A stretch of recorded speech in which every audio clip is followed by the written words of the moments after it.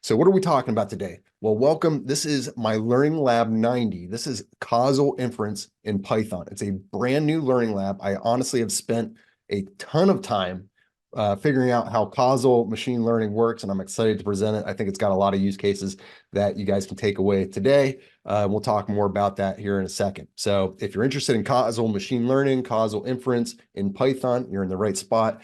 Conversely, if that doesn't interest you, you could probably exit the conversation now because this will be pretty boring for you. We're here to talk about Python causal machine learning. Next thing, this is one skill that will help you to make $150,000 or more. I am big into helping you in your career. We'll talk more about that here in a second. So I'm your host, Matt Dancho, and let's get this thing kick-started. So goal for today, I love to have a bar, and what I want you guys to all leave here today with is a skill that can make you $150,000 or more in your career.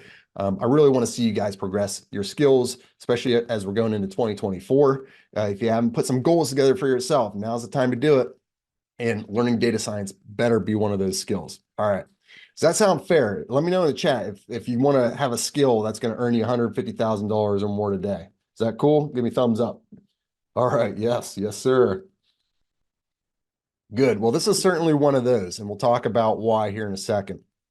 So a quick agenda for today, guys. First, we got a lot of new people on the call today here. So I'm going to give you a little bit of my background, take about 5 minutes and give you a good introduction to who I am and what I do. Second thing, this is the bulk of our training. We got a live code demo. I'm going to be covering CausalML in Python. I'm going to be talking about a marketing analytics case study where we're working for a hotel and they are having trouble with cancellations. All right. And that's our business example. And that's what we're going to apply this to today. Third thing, conclusion. How are you going to use this skill to make $150,000 or more? And I'm also going to give you guys all a free gift for tuning in. We got a lot of new people. So I want you guys all leaving here with something today. Free gift.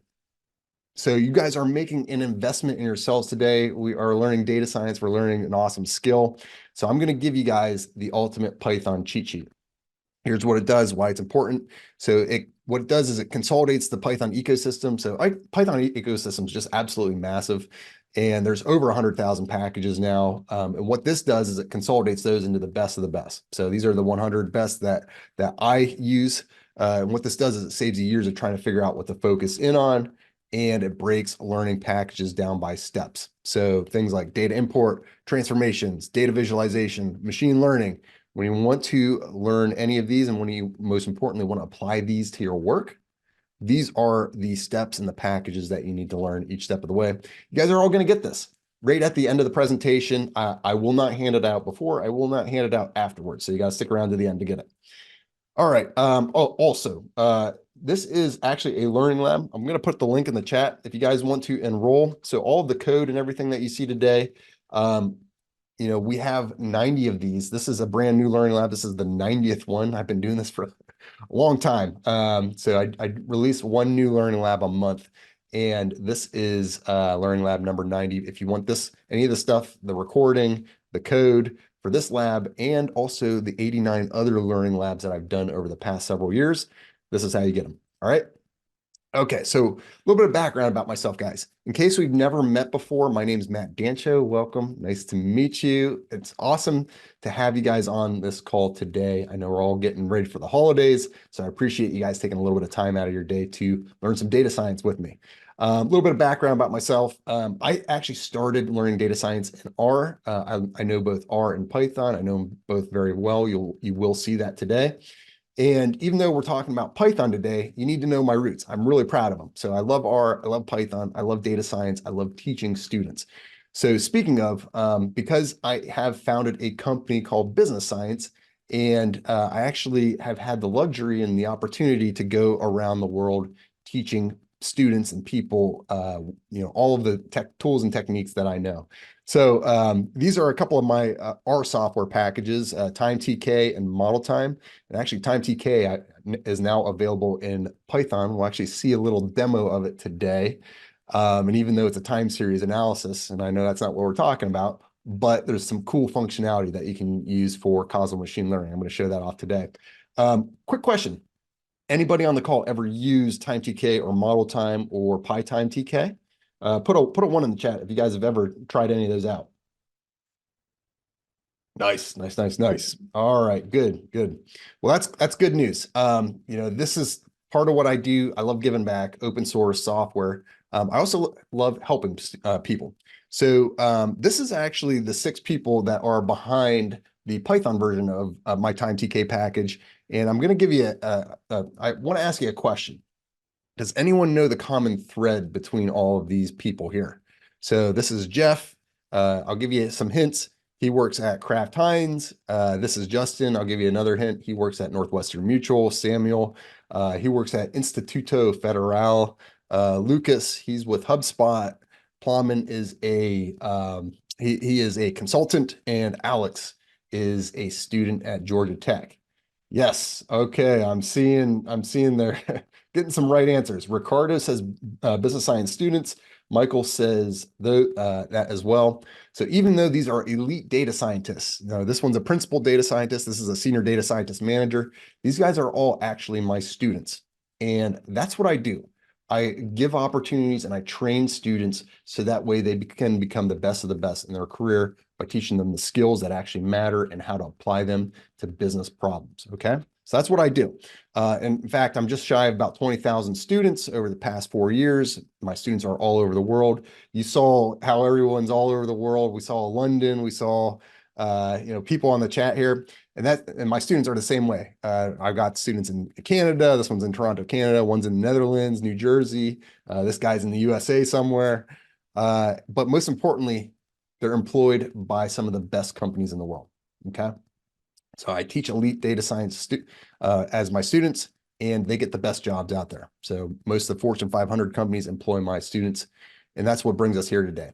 That's what I'm here to do. I'm here to help you grow your career, grow your skills so you can advance yourself, whether it's you want to get a next job or promotion in 2024, or if you want career advancement in 2024, or if you just want to break into data science and you're tired of doing what you're doing right now, that's what I can help you with. That's what I will help you with, and that starts today. So it all starts with data science education. And today that brings me to our topic. So this is a Learning Lab 90, and we are talking here today about causal inference and how to apply machine learning techniques to it. And this is super important, whether you realize it or not. Marketing analytics is one of the biggest industries to embrace data science, and there's a lot of demand out there.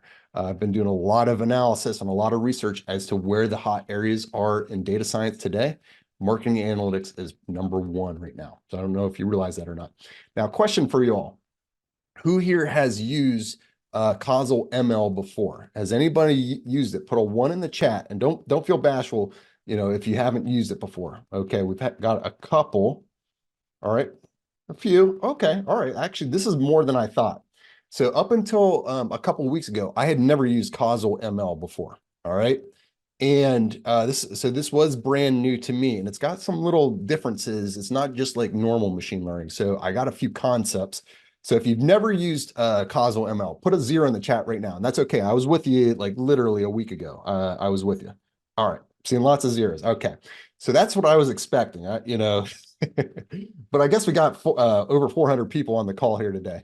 So proportionally, a lot fewer people have actually used it, which is good. That's why you're here. I'm training you guys on this today. So there's a couple quick concepts before I dive into the meat of the presentation. I want to make sure that I cover some key concepts. So these are some differentiators and some things that we need to think about. So there's an important term called CATE, C-A-T-E. That's an acronym. It stands for Conditional Average Treatment Effect. And in normal machine learning, if you've ever done machine learning before, what we normally do is we make a prediction.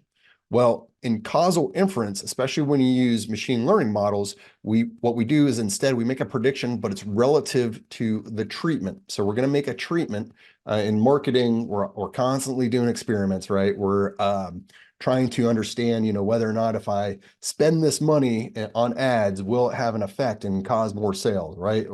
Or in this case, we're all going to be working on a hotel, and we're going to be trying to reduce cancellations. So I'm going to show you. But the important concept here is that, so in causal inference, instead of just making a prediction, we have to make it a prediction relative to the treatment effect. And so instead of Y prediction, we get tau. So if you see tau, or if you just understand, tau is basically CATE. So this tau, this little letter here with it's a funky looking T, that is tau. And that is what we're trying to predict today. And that's what that is basically a measurement of how much influence the treatment has on the observation. So we're trying to, instead of predict just whether or not they buy or won't buy, we're trying to measure the effectiveness of the treatment on that person. Okay. So more about tau here and integrating what we've just learned about Kate and Causal ML. So what does Causal ML do? Well, it provides a standard interface to convert basically any scikit-learn model, any machine learning model, into a Causal ML model. And what does that mean? Well, instead of making just regular predictions, what it allows us to do is to measure this tau. In general, it does this through a few different types of what they call learners. So there are several different types of learners, and from their website, you've got S learners, T learners, X learners, R learners, a bunch of different learners. I'll let you dive more into those, but basically all these things are frameworks for us to calculate tau in a few different ways. All right, so they have a few different methodologies. Some work better than others for certain types of data. All right, so why are we doing this? And why don't we just do causal inference the old school way with a linear regression or a logistic regression? That's what, for years and years and years, we've always been doing causal inference with on our treatments to measure, even our complicated stuff. Well, the reason that we do causal ML now, and one of the reasons that we want to, expand into machine learning is because machine learning models are they're more flexible and they're in general more accurate. All right. So that helps us, but it also makes it a little bit more challenging to measure the effectiveness of it. So how it helps though, it opens up interpretable causal ML. So you're going to see this thing over here. Anybody know what that is? Let me know in the chat if you guys have ever seen a plot that looks like this before. All right. Christian has a SHAP. Yep. Okay. So it opens up interpretable causal ML. So now instead of just a normal SHAP plot where we've got a prediction, we now have a treatment that is our effect. And we can see now which features relate positively and negatively to that effect. Also, it allows us to get closer to the true effect from our marketing experiments. So these are some cool things. We now have decision trees that we can apply to treatments. We now have SHAP. We now have a lot more flexibility. Okay. All right. So who's ready for a demo? That's my, Causal ML in 3 minutes. All right. All right, let's do it. Here we go, guys. So I'm big on case studies, and I think we all learn best through projects. What I want you guys to do before we dive into this hotel marketing business case is I want you to just close your eyes for a minute and imagine that we're all on the same data science team. So we have right now over 400 people on this call. And imagine that we're all on the same data science team. And our data science team has been tasked. We work for a hotel, and we've been tasked with us helping to solve one of the big problems that hotel is facing. And it's called cancellations. So that's when somebody books a hotel. They book it some time out, but as time gets closer and closer and closer, they end up canceling. That's a big cost to the hotel because then that hotel has to kind of scramble and send out ads to fill that spot. So that's what we're going to try and resolve today. All right. I do have a demo here. So this is a Python workshop. So you're going to have to set up a Python environment. And the environment that we're going to create is very similar to what I create in my Python machine learning course. It's basically the machine learning stack with just a couple of differences. We're going to use Python 3.9. And the reason I need that is because we're going to be using the development version of PyTimeTK. That's my new software library in Python. We'll see why here in a little bit. But then we're going to add pretty much the normal machine learning stack right here, things like scikit-learn, statsmodels, XGBoost, and so on. And then down here from pip, so we're going to add Causal ML. And it will try and downgrade your pandas, but I found that you can actually upgrade it back to 1.5.3, which is relatively new. And then also, I found that this workshop works best with scikit-learn 0.24.2. I know there's 1.0 and above, but they made some breaking changes, and I don't think that CausalML has caught up with some of those. So if you want scikit-learn to interface well with CausalML, this is the one that I recommend. Oh, and also we're going to use missing no for missing number. We're gonna see that here in a little bit. Okay. So that's the environment that we're working out of. If you want the full environment, this is like everything that I have installed in this environment. In terms of what we're going to be doing in this workshop, we do have some files and folders. This is actually just some bonuses I'm going to give to my Learning Labs Pro folks. These are some of the things that I was testing out as I was building causal machine learning experiments and learning myself how to use this software. So you guys will get those. These are the data sets. And then this is actually how I created the experiment data, if you guys are interested in understanding that. A few explanations. So hotel cancellation. So we actually have two parts to this machine learning workshop. We're going to do first, we're going to analyze hotel cancellations. And that's going to drive how we come up the experiment. I did some polls, and it turns out that most people don't actually teach you how to do data analysis and come up with an experiment. So we want to pick up where I left off a few weeks back with the R version of this workshop. And we want to pick back up, and I want to show you, okay, this is the problem that they're facing. And then then we run an experiment, we develop an experiment, and then this is how we solve it with machine learning. Okay. So that's the general framework. These are the data sets we'll be using. The hotel cancellations will be using the first one. Some of these, like the subset and the clean, those are, as we go through our normal analysis, we're going to process the data. That's what these are. And then in the second part, we're going to use this experiment, the one that ends in experiment, because this is actually a sample of 500 people where we're going to use as 250 as a control, 250 as a treatment, and we're going to make a test, and we're going to see what the results come out as. All right. So this is the first one. This is where we're going to start. A lot of this in this part one is actually recap from Learning Lab 90. If you didn't attend that, not a big deal, but I am going to go faster through this because I really want to spend more time on the second part, which is once we've done the analysis, we create an experiment, and in the second part, we're going to analyze the treatment effects. Okay. Goals here today in part one, we're going to be analyzing the problem, which is hotel cancellations. This is our data science team has been tasked with solving the problem of people booking and then canceling. All right. So we want to figure out how to solve that problem. Recap from Lab 89. We're going to show how to use correlation and associations to help the business understand this problem.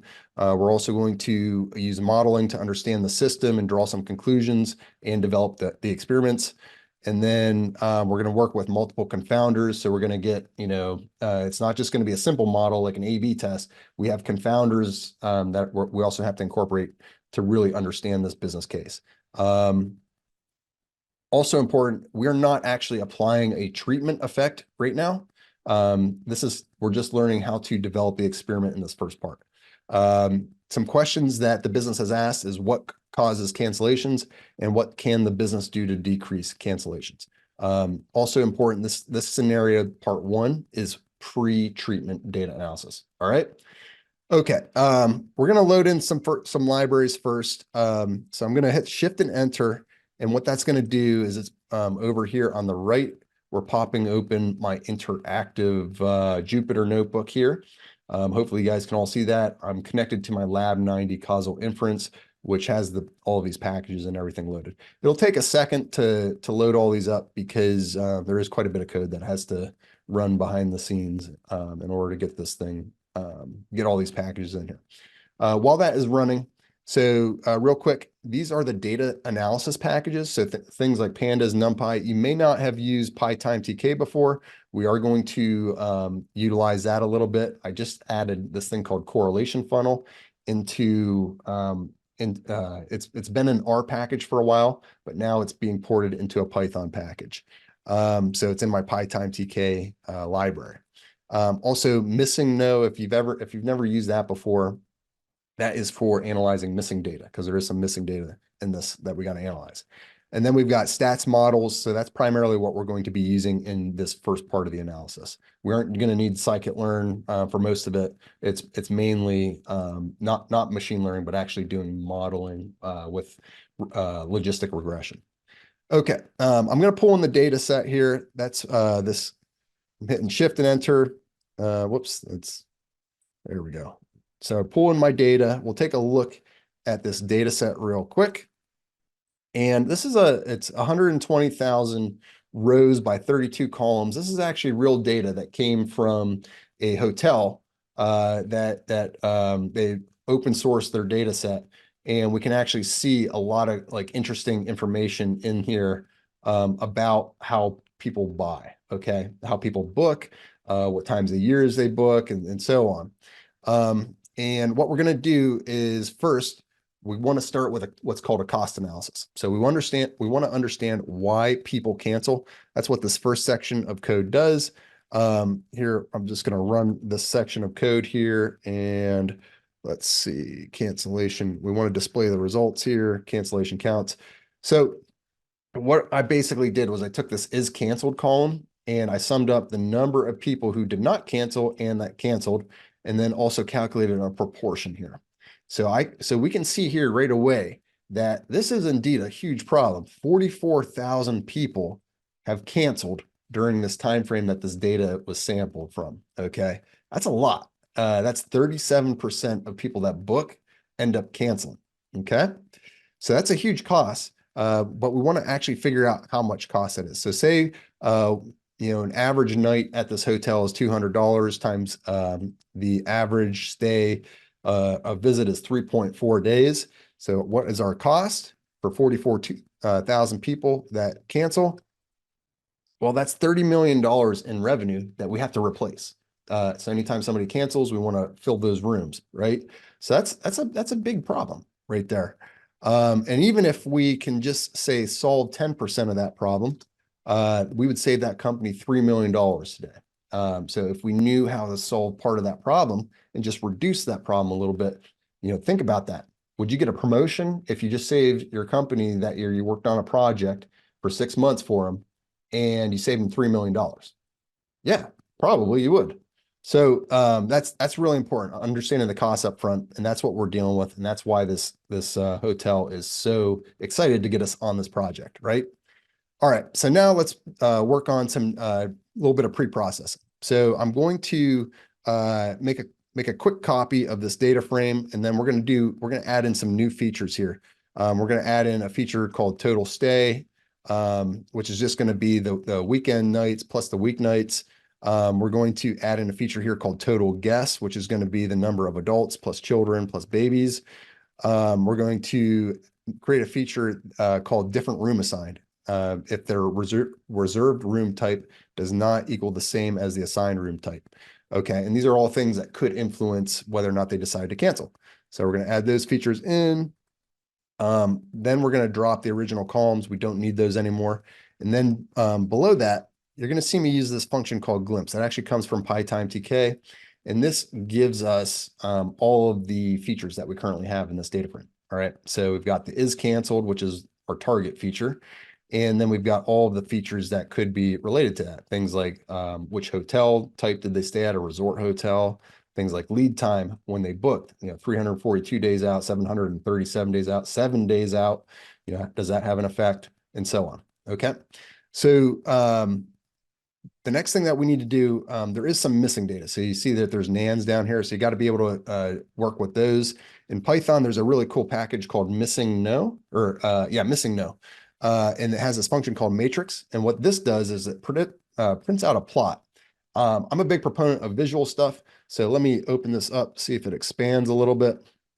You guys can all see that, right? Give me a thumbs up if you guys can see that. Okay, seeing some thumbs up. Good, good, good, good. The fonts on some of these plots might get a little wonky, so just give me a heads up. So you have different types of missing data, and like company, for example, company is missing the vast majority. So this is not going to be a good column to keep in our data frame. Agent as well. This one has pretty high proportion of missing data. But country just has a little bit of missing data. So that one is probably one that we'll want to keep around. And we may just want to drop, a row here, but we'll probably want to drop these columns. So that's the information that we can glean from this. We're going to first fix the missing values. We're going to drop the columns that we don't need. So company and agent, that's these two right here. And then we're going to fill in some missing values. So the reason we're filling in PRT, PRT actually stands for Portugal. That's where these guests are coming from. And that is because, the vast majority of people in this data set are coming from Portugal. So this is the mode, if you will. So we'll run this section of code here, shift and enter, and that will fix up the missing values. Okay. Then we're going to go through and drop any additional columns that we don't need. So we don't need the status date. And we should be good to go here. So let's take a quick glimpse, see where we're at with the initial pre-processing. So this is what our data set looks like now. I can see that the nans are now gone. These are the columns that we're going to be moving forward with. All right. Now, you still may not understand, what all this is. So the first thing before we move on to any sort of experiment is we need to assess correlation. Correlation is what we call the foundational level. So if there is no correlation, then there is no causation. All right. You can't have causation without correlation. All right. So we need to first assess to see what is correlated with cancellations in our data set. So for that, we're going to use the new correlation funnel workflow that's now included in PyTime-TK. And I'm going to show you how to do that. So I've actually saved all these pre-processing steps. That's what, if you see this, each step of the way, I'm kind of saving data over here in my data folder, and then I'm just going to pull that data back in. But this is just the initial pre-processing is now done. Shift enter, and we're going to go through the workflow. So give me a 1 if you guys have ever used correlation funnel before. Put a 1 in the chat. All right, seeing some 1s. Put a 0 in the chat if you never used correlation funnel before. Lots of 0s. Okay, all right, good. We got some newbies. All right. Well, I am here to tell you that this will be probably the #1 tool you use. I have so many students that honestly, they say they use this every single day in R, and now it's available in Python. It's available in the development version of PyTime-TK. I just updated it yesterday. All right, so here's how it works. There's 3 steps. Step 1, binarize. Step 2, correlate. Step 3, visualize. Let me explain that. All right. So when we binarize, so if you take a look at our hotel cancellations, it looks like this.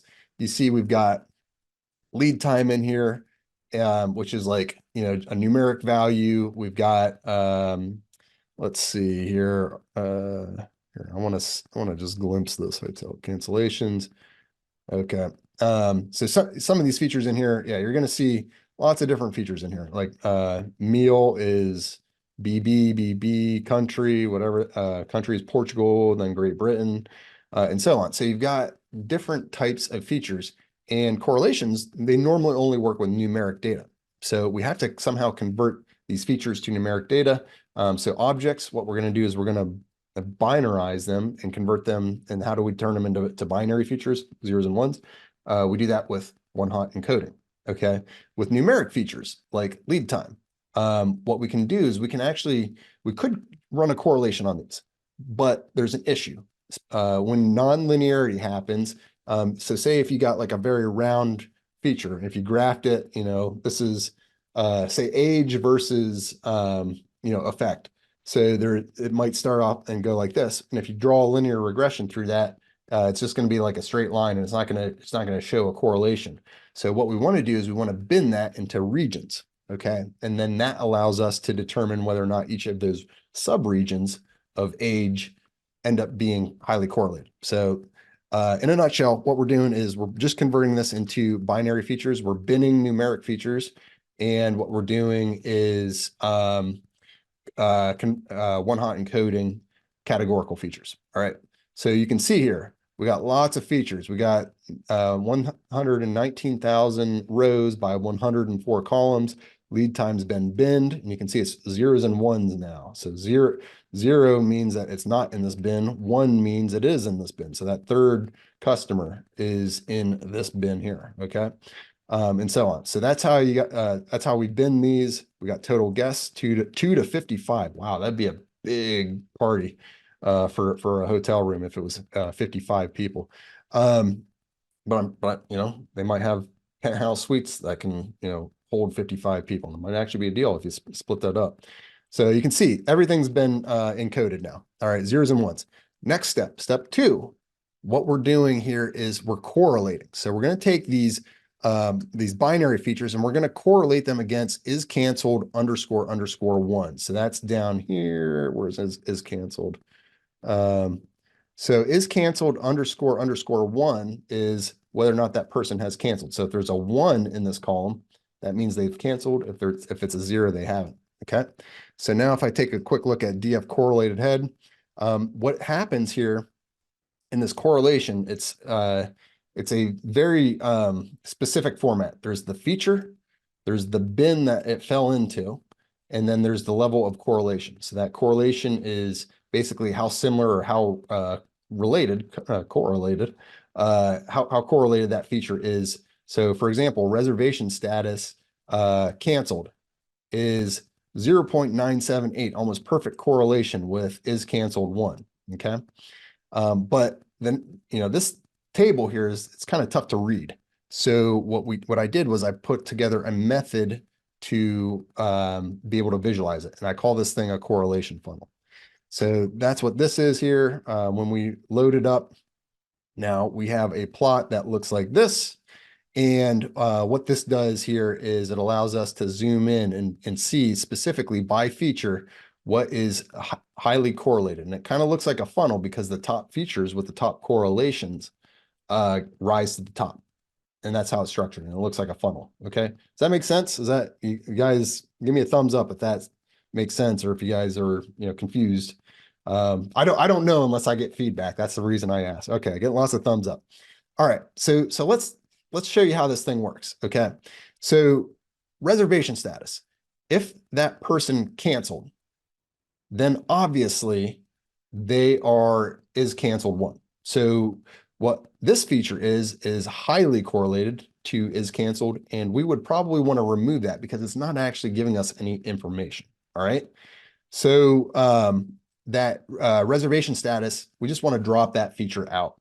But what is interesting is things like deposit type. So this deposit type is in bin non-refund. And then there's also other ones like deposit type other and deposit type no deposit. So no deposit is actually negatively correlated with is canceled. So if they don't make a deposit for some reason, they aren't canceling. But if they make a non-refundable deposit, then for some reason they are canceling. And that doesn't make a whole lot of sense to me. So that's something that I would want to look into and really understand from this hotel. The next feature though, country. When they are in bin Portugal, PRT stands for Portugal, they are highly correlated with is canceled versus other countries like other or let's see here. We can actually zoom in on this. That's the advantage. So Brazil is kind of like neither one way or the other, uncorrelated. Italy, but if I go over here, France, negatively correlated. They almost, you know, they rarely cancel in France. Same thing with Great Britain. So that's kind of how this works. Another interesting feature here, lead time. So if their lead time is very far out there, this bin is 160 to 737. So if I zoom in on that, lead time 160 to 737. So when they're booking way out there, they are more likely to cancel. All right. Conversely, if they're booking 0 to 18 days in advance, they're negatively correlated with cancellation. So they're not likely to cancel. Okay. So this is the power of this tool. And again, it's good for, like I use it pretty much in all my scripts for exploratory data analysis when I'm trying to analyze a new data set. But it's very important specifically for causal machine learning or causal inference, because we have to assess correlation before we can assess causation. Okay. So this gives me insights now.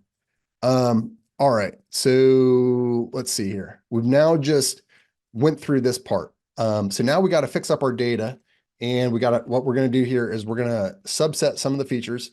We're going to remove some of the features that aren't heavily correlated just because I don't want those in my analysis. Those are things that aren't going to help me that much in determining what I need to do to fix this problem. So we're going to remove a lot of those features and subset it to the most important features. We're also going to remove this reservation status, because if they've canceled, then of course, their status is going to be is canceled. So it doesn't really give me anything new. Okay, so these are the features that we're going to keep. So if I run this, I'm also going to create a new feature based on the country. And it's basically to single out this country, Portugal, over here. So if they are Portugal, or if they're any other country besides Portugal, they're going to be dumped into country other. All right. And then the next thing I'm going to do, I'm going to drop the original country column, and I'm going to save this as my subset. So I'm just going to pull in my subset data right now. And now it's a much simpler problem, but it's still not, we haven't really come up with any causal hypothesis yet. What we've done is we've really just examined and done our exploratory data analysis. So the next thing we want to do is we want to come up with some good questions in order to be able to develop an experiment. So does anybody know what's wrong with this first question? So one question we could ask is, do groups tend to cancel more? So up here, one of the insights I saw here is under marketing segment. Groups is highly correlated to is canceled. So why is that a bad question for marketing? Does anybody know why we wouldn't want to maybe try and solve that problem?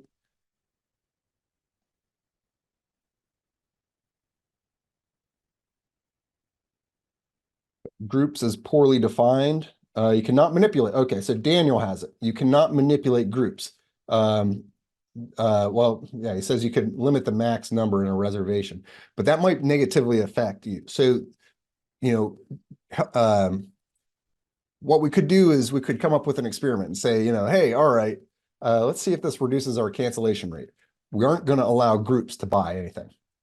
Does anybody see what would be a problematic with that? So if you limit the spending of groups, that could be a big revenue source, even though they're canceling a lot. That could also negatively impact. So of course your cancellation rate might go down, but so would your revenue. So what we want to do is we want to come up with some hypotheses or some questions that that we can actually influence and won't have a negative impact on the business. So one of them that I saw was another question. The second question is, will reducing lead time reduce cancellations? So we see lead time here. All right. And I see that lead time 160 to 737, that bin is highly correlated with cancellation. So if they're booking very far out, more than 6 months out, they tend to cancel at a much higher frequency. So the question is will reducing lead time. So we can actually affect lead time. We could send an email out or a sequence of emails that gives them some percentages off for booking sooner if we see that they book and they pick a day that's over 6 months out or over 100 days out or whatever we decide. Okay. So the next thing that we want to do is we want to come up with some models. We want to model this before we decide to haul off and like create this massive experiment. We have some data, so we can use that data to better understand the problem and see if it's worth going off and spending a whole month trying to solve this problem and experiment with it. Okay, so if you take one thing away, just make sure experiments are expensive. It takes the data science team a lot of time. It takes, sometimes money. You have to put the organization's money behind an experiment, and you don't want to just haul off and pick experiments, willy-nilly. You want to actually have data to support your decision-making in advance. So that's one of the things that, through my career, utilizing data to your advantage helps you make better decisions. And this is one of the ways it will. So the first thing we're going to do is come up with a simple logistic model. All right. So I'm going to take a copy of my hotel cancellations subset, and I'm just going to grab the is canceled and the lead time features. So it's just basically 2 features right now, 2 columns. It's going to be my is canceled, which is my target, and then lead time. Okay. The next thing I'm going to do is, because lead time, it is not necessarily a linear feature. It seems like lead times that are way far out there have a much higher likelihood than they are when they're closer. I want to actually bin this. And what this is going to allow me to do is basically make my logistic model nonlinear. So instead of a linear model, we're going to adjust the features a little bit to make these bins here. And then we're going to what's called dummy them. This is just a little trick to make nonlinear models with logistic regressions. Okay. So now I've got, these are my three features here, my lead times. And if I separate this into an X and a Y, I can use the stats model package. I have to add a constant to this. And then what we're going to do is create a logistic regression. So this is my logit model. This is just a logistic regression. And we're going to fit that model. And then we're going to print the results. Okay. So these are the results that we get. And this is our logistic regression. I can get a few insights here, though. I can see here that this coefficient is what we call the log odds. So what does that mean? Well, that means if you exponentiate it, those are the odds that this model is predicting that you're going to be increasing the risk, or increasing the magnitude at which for us it's the target variable is canceled, is likely to happen. Okay, so what we can do here is we can see that if I exponentiate 1.98, which is this one right here, this gives me the it said this is basically saying this is a 7.2 odds. So your odds have increased now 7.2 times if that person is canceled. Is canceled equals 1. Okay, if is canceled equals 0, conversely, it decreases 7.24 times. Okay, so that's how I would read this. Now, before we haul off and say, oh my God, lead time's amazing, it's gonna like totally like drive, revenue through the roof if we can just reduce lead time. This is not the full story. I can see up here that the R squared value is 0.076. So that's not, R squared goes from, what is it, 0 to 1? Generally speaking, goes from 0 to 1. There are some weird cases where it'll go below 0, but for all purposes, what R squared does is it's the amount of variance explained inside of your logistic regression model, and you want that closer to 1.0. Right now we're at 0.07, so it's not a whole lot of not getting me super excited. So the problem is because this isn't reality. There's other influential features in this model that cause the system to happen a certain way, or are at least related to the system. So what we want to do is we want to try and figure out a way to boost our confidence in the model, and then that's going to give us the true, idea of what's going on. So that's where this next step comes into play. We have to consider what are called confounders. We don't know the full story yet. So I'm going to kind of fly through this, but basically what we're going to do is we're going to pre-process the data a little bit more. And we're actually going to include all of the features now, the features that were in our subset. We're going to convert all the columns to dummies. We're going to do a train test split of 80% into the training set. And then what we're going to do is we're going to analyze, before we analyze any of the coefficients, what we're going to do is we're going to test it out on a test set, now a sample set. And that's what we're going to do down here. Okay, so let me run some of this. Just going to run all of this code here. I'm also fitting what's called a regularized model. And what that means is there's actually a penalty. So if you have bad features in there, it's going to penalize those. And it actually makes it, it's a better model than just your standard logistic regression model. Okay. It does take a little bit longer to run, so it'll take a second, but once it's done, we'll go through it. And the next step is we're going to make some predictions. We're going to get the accuracy of the ROC AUC. And then what we'll do is we'll print out the parameters. All right, looks like it's done. So What we want to know is this model any good? So that's where we're going to come up with some predictions on a test set, and we're going to come up with the ROC-AUC. So now we're talking, all right? Our ROC-AUC is 0.86. So that goes again from 0 to 1. And anything above 0.5 is better than random guessing. So we're at a 0.86. So the model that we have now, which has a bunch of extra features. So if I take a look at my train DF here, actually, we'll just look at DF glimpse. This is what the features that were included in that model are now. So you can see we've got lead time, but we've got a bunch of other features in here. We're now explaining the system at play much, much better. And what I'm going to see here, if I take a look at this results param, so this is the parameters, the coefficients here. I can see that lead time is from 160 to 737 is now a 0.4. Okay. So remember, before it was a 1.9. And when you exponentiate that, it was like a 7x. But now if I exponentiate it, it's a 1.5.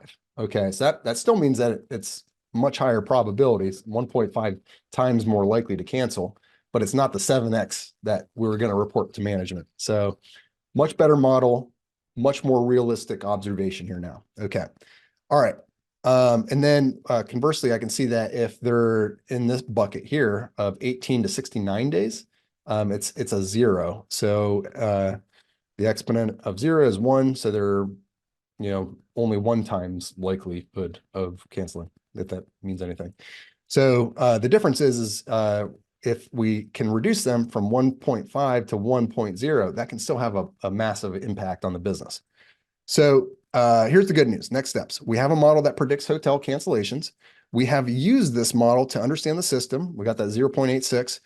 We can now develop an experiment that tests the reduction in cancellations by influencing the lead time. All right. And we can use that model then to estimate the pretreatment effect and basically come up with an experiment now. All right, so that brings me to part 2. And part 2 is really where the rubber hits the road. So now what we've done, this is say like 60 days later or something like that. We've come up with an experiment. We've tried that experiment. We came up with an experiment to reduce our hotel cancellations. We're going to try and influence this lead time feature. We are now sending customers who are in this bucket and who are also in segment groups because those are the bigger offenders. We're going to send a population of those of 500 people. We're going to hold 250 out as control, 250 out as treatment, and we're going to send the treatment group emails to give them some percentages off and try and get them to reduce their lead time by giving them a hot rate, basically. Okay, so that's where we're at now. And what we want to know, so this is we've developed the experiment. We're now offering, say, on average 10% off. So on a $1,500 stay, this costs the hotel $150. So there's a cost associated with it now. And the population is 20,000 customers over the period analyzed, and the test population is 500 customers with 250 control, 250 treatment. Okay. The questions that we're asking. So what effect does this have on cancellations? And is there a return on investment now of targeting these people and trying to get them to reduce their lead time? All right. And important that we are now post-treatment. So we've completed an experiment and we've got a new data set. We've got more data to analyze. So we're going to dive into it. The main packages that we're going to be using, Pandas, NumPy. So run this. We're now using CausalML in the second part. We're going to check out an Uplift tree classifier. Does anybody know what Uplift is? Do you guys know what Uplift is? All right. So Uplift is how to, so in marketing, what you're trying to do is you're trying to see like, hey, do I get a return on my investment? So return on ad spend. If return on ad spend is above 1, meaning like 2, that means for every $1 that you put in, you get $2 out. That's what we call a lift. So you want to measure some sort of lift here. And this will allow us to help us do that. All right. The rest of these, yeah, we are going to be using scikit-learn a little bit in here, but mainly we're going to use the Causal ML's wrappers to be able to utilize that package. So I'm going to read in the experiment data. So if I do shift enter, and if I just do glimpse here, this is the experiment now. Has a lot of the same features in it, but now it's only 500 by 18 columns. And what we have is some information here on the treatment and control, so whether or not they fell into the control or the treatment group, whether or not they were, if they were in the treatment group, they were shown an offer, whether or not they accepted the offer, and then what the new lead time is. So we have their old lead time here, and then you can see like for the second one, they were at 327, now they're at 73. So they booked 73 days out and they moved their lead time in, okay? And here's the important thing. We would have to wait until this experiment is finished. So that means we have to wait like 73 days for that person to like actually, show up as canceled or not canceled. Okay. All right. So the experiment analysis, couple of questions, in this deck. What I want to know is how many people received offers to rebook at an earlier date. So why is that giving me an error? Let's see, shift and enter. Shift and enter. Oh, I forgot to run this line. That's probably why. So I can see that 250 people were in the treatment. So out of 500 people, 250 in the control, 250 in the treatment. Treatment were all received offers to rebook.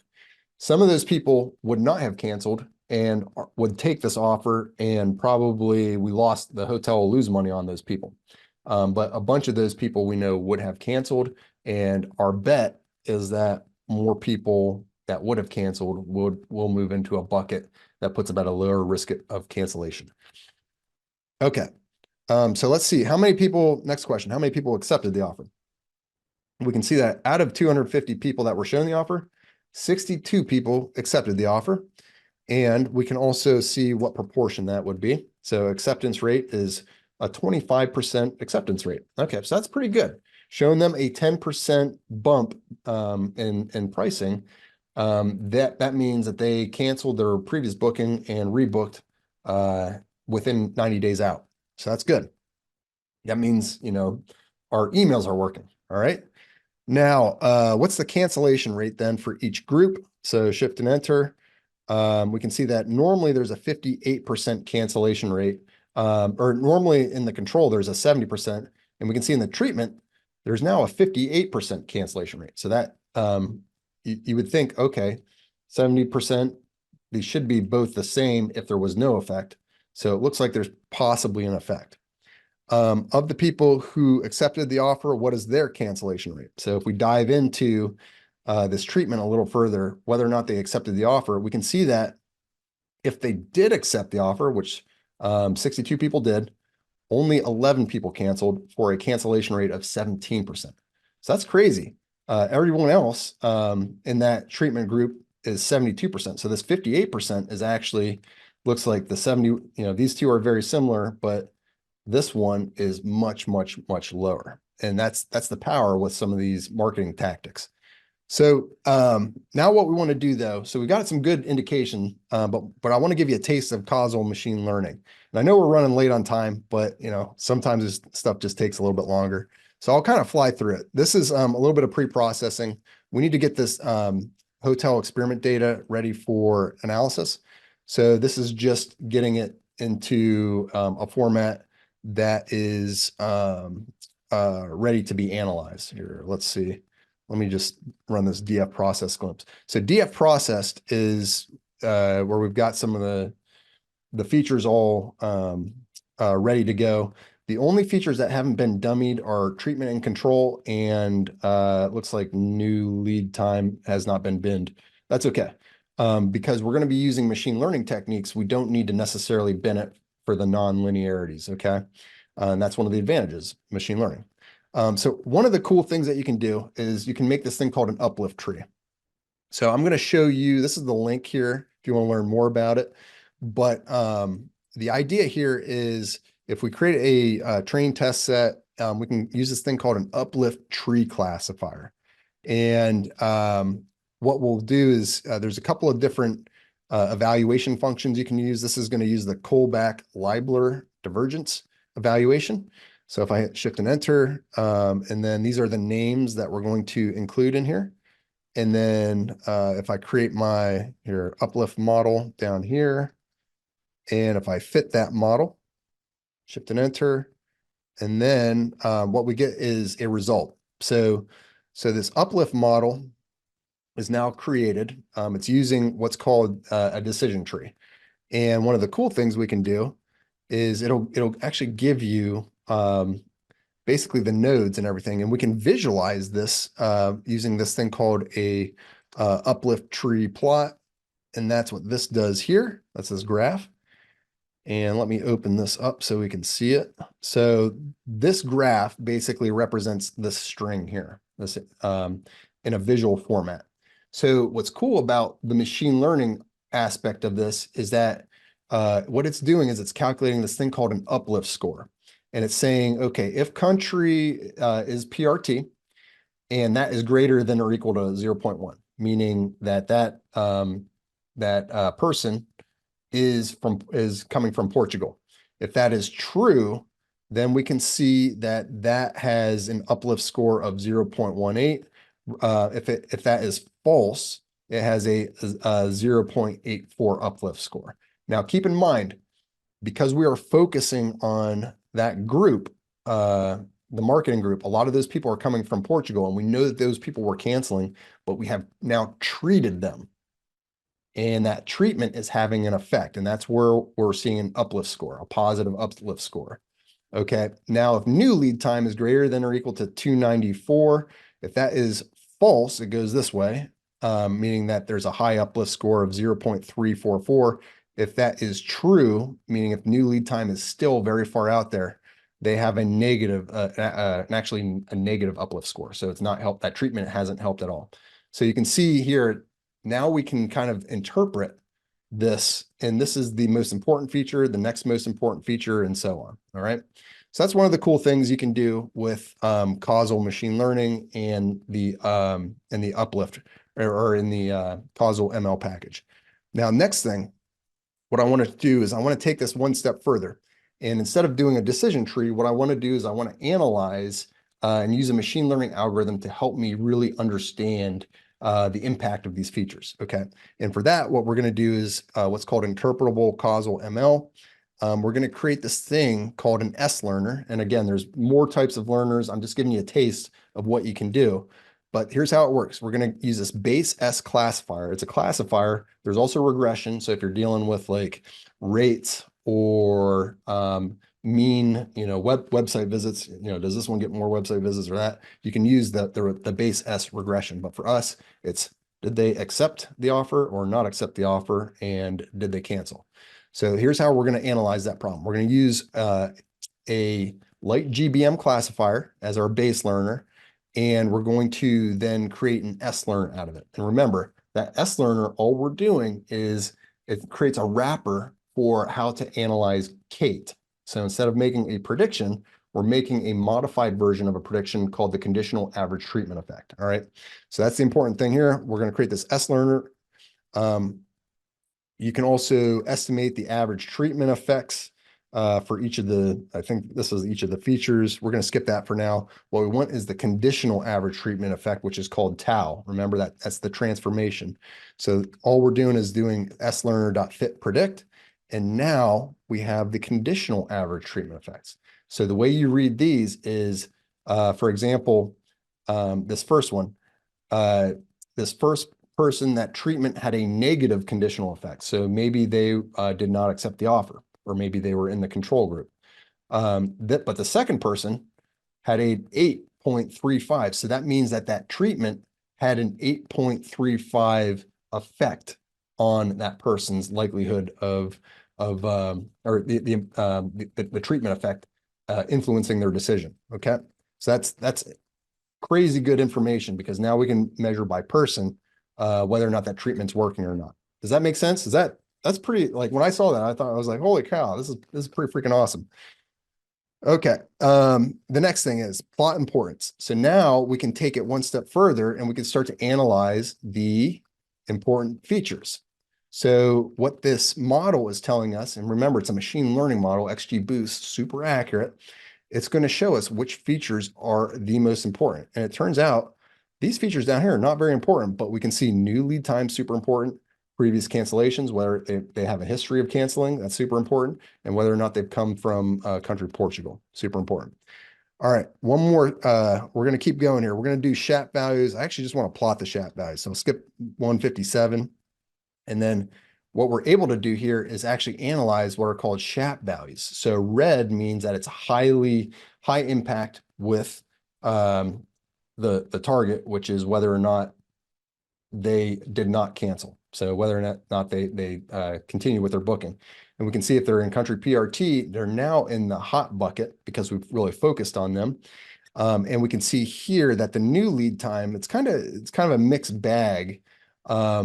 But and some of these other features too, kind of a mixed bag. So if non-refund is 1, then they are actually closer with cancellations. If they previously canceled before, you can see that that's got a low, it's basically got a negative impact versus if they have never canceled before, that's got a positive impact.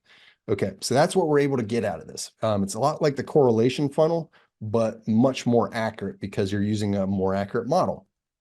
We're now using a like GBM model. Okay, makes sense? All right, let's see. We'll go through here. The new lead time. Yeah, so we can actually analyze individual features. So we're going to analyze the individual features here next. This is the new lead time. This is kind of how this one stacks up. Again, this one's a little tough to read, but if new lead time is under 100 now, what you would do is you would measure the proportion here of these people.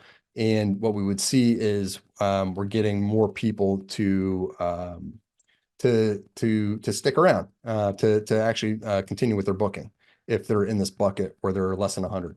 Okay. Let's see, we can do the same thing. This is for feature index 6, which I believe was, yeah, country Portugal. So you can see here what effects those have. So you can actually analyze individual features here. I wouldn't show these to executives, but this is good information for you to help develop your story further, to be able to show this is exactly what's going on. There's also, I wanted to show you an example, although I couldn't really get this working for our specific use case, but there's also the ability in Causal ML to optimize for conversions. So you can use this CausalML.optimize module. So I'll show you how it's intended to work, but then I'll just show you what I did to calculate the ROI. So you can actually include what are called conversion costs and impression costs. So impression costs would be like if you show an ad and it might be like 2 cents an impression on Facebook. Conversion costs is if they click that ad and they convert, what does that cost? You've heard of cost per click. Sometimes it's like $5 or $10 or $20 a click.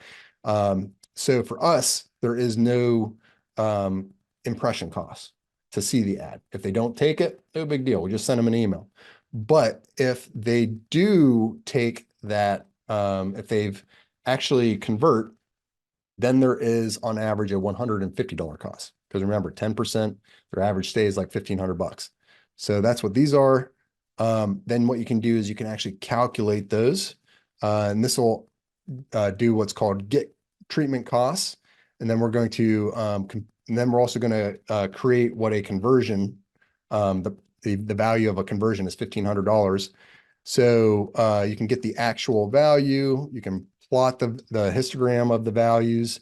You've got, this is the number of people here. So almost 200 people would be at 1,400, and like 300 people are at a cost of like, I don't know, 150 bucks. Okay. And then you can optimize it. So that's, you're making a trained test.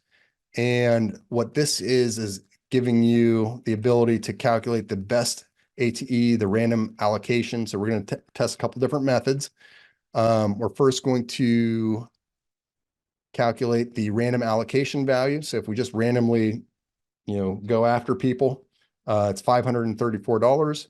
If we actually evaluate it by the best average treatment effect, this is what the best average treatment effect value would be. Whoops, got to run this. Shift and enter, 540. So it's a little bit higher. And then if we actually use a machine learning model now to predict the tau and to actually assign it based on this, and then we can actually visualize it, and I'll visualize it down here. So shift and enter.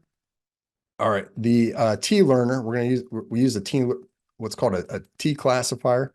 So our T learner and our TM best value, which is going to be this one here, is 540. So it's the same as the best treatment. So the machine learning does give us a slight boost here versus a random allocation, but nonetheless, the way that I calculate, so this is, I believe, a per person mean value, average value in the testing set is going to save us $500 a person. Now, whether or not that's true or not, I don't know. But I wanted to give you guys a taste of how their optimization package works and how you can actually add costs in there. I think that's pretty cool. I don't trust it 100% yet, though, because this is what I do. So I go back to basics. It's very simple for me. Everything that I've seen in here, it's giving me a high indication that we've got models that are working, that we know how the system works at play. But what I'm going to do is I'm going to take my experiment data frame and I'm going to say, okay, very simple terms, how many people accepted the offer? 24%. All right. How many people canceled? Okay, within each of these buckets, I can see now what the cancellation rates. I can now create a lift calculation, and this is my marketing lift. This is what, this is what the company wants to know, whether or not we're getting a return on our ad spend. So if our average ad spend, let's see, is $1,500 per person. So this is how much they're going to spend. And the discount to book is 10%. I can see that our gross revenue here for 52 people that converted. So that's 11 people. So 52 people actually made the purchase. So that's going to be gross revenue that we would not have likely gotten, $70,200. And then lost revenue. So we know that 25%, let's see, we know that actually 30% would have accepted anyways. So that's what this number should be, 0.30. So this is people that have now accepted the 10% discount, but would have, continued and not canceled. So that's what our lost revenue is. So I can see we've lost $23,000. So our net is going to be $46,800. All right. So we've made quite a bit of money. And not had to scramble to fill those spots. So what we can do is we can calculate out of 250 people, what is our net revenue per customer targeted? $187. All right, so what's $187 on 20,000 people? And this is the ROI, $3.7 million. So we just saved that company $3.7 million. Congrats, guys, we're getting the bonus, all right? All right, so some conclusions. I know we went a little bit longer today. I apologize, about 10 minutes, but I do have some conclusions here. You now have some tools to do causal inference on a hotel cancellation example, that case study. Congrats, guys. But question is that going to make you $150,000 a year or more? The answer, shockingly, is no. So everything that we've done in here is great for the specific example that we did, but that's not going to actually earn you the money that you think it's going to, because your problems are going to be different. Everything's going to be different that you have to do. So here's what will earn you $150,000 per year or more is having a data science process that allows you to solve these business problems for your company or your future company. All right. Hint. I'm going to go through a process right now that's super powerful. It's the thing that's helped me the most in my career. I told you at the beginning, grab a notepad, grab a pen and paper. Now's the time to take some notes, all right? So if you don't have a data science process, don't worry, I'm going to give you mine right now. So step one, what I do is I do data collection. Step two, data exploration. Step three, we have to be able to clean data, do the feature engineering, the pre-processing. Step four is pre-processing. 5, modeling. 6, cross-validation. So we didn't see a whole lot of cross-validation here today, guys. And that's really important because that's what actually stabilizes your models. Step 7 is then model selection. And then step 8 The key here, guys, is step 8 is actually a web application. And most data scientists don't really understand this, but this is where the organizations actually gain the value from their work. Okay, so it's not the analysis, it's not the fancy tools and techniques, it's not the experiment, but it's your ability to take these things into production so that way your company can actually have non-technical people, the people on the marketing floor who are working with these customers to be able to make better decisions, reach out to them, send them emails, do all that fun stuff. All right, so being able to complete projects like this is what companies will pay you $150,000 or more. This is an example of those web applications where you've now integrated the solution into a format that allows your company to make better decisions. All right. Now, problem. This looks like a lot of work, and this might be, challenging for, I would say 98% of you, because truth be told, probably about 2% of you on this call can do this. All right. Now, at the beginning of this presentation, I told you that you would leave here with everything that you need to make $150,000 salary or more. Now, most of you thought that was probably the case study, but it wasn't. So if you would like to be able to dominate data science with Python and land a 6-figure data science career or promotion in 2024, I have a special offer for you. Would you like to see it? Let me know in chat. Give me a 1 if you guys want to see what offer I prepared for you guys today. All right. Okay. I will do so. So let's proceed. It starts with this first course, which is aptly named Python for Data Science Automation. And here's what's inside. So Python for Data Science Automation, you don't need any prerequisites to take the course.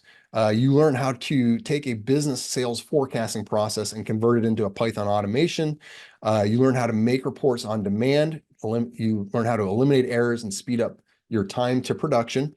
And this is honestly the stuff that saved me about 20 hours per week when I was doing like manual processing at my old job.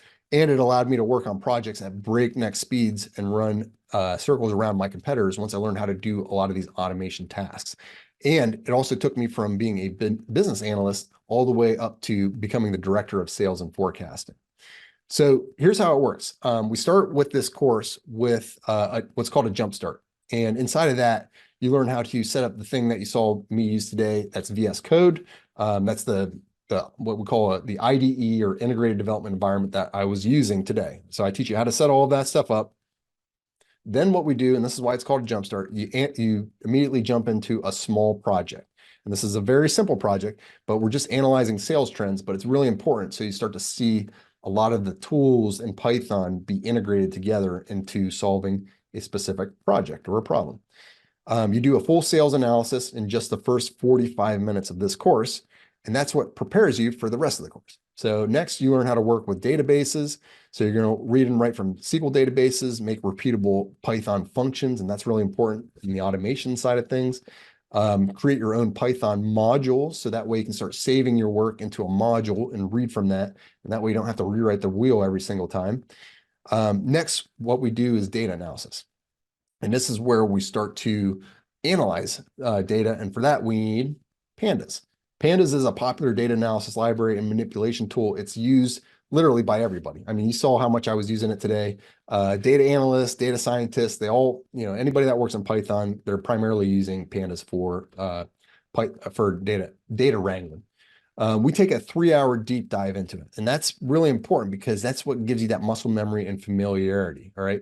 So you first learn about objects, classes, methods, all the things that I used to get hung up on when I was first learning data science.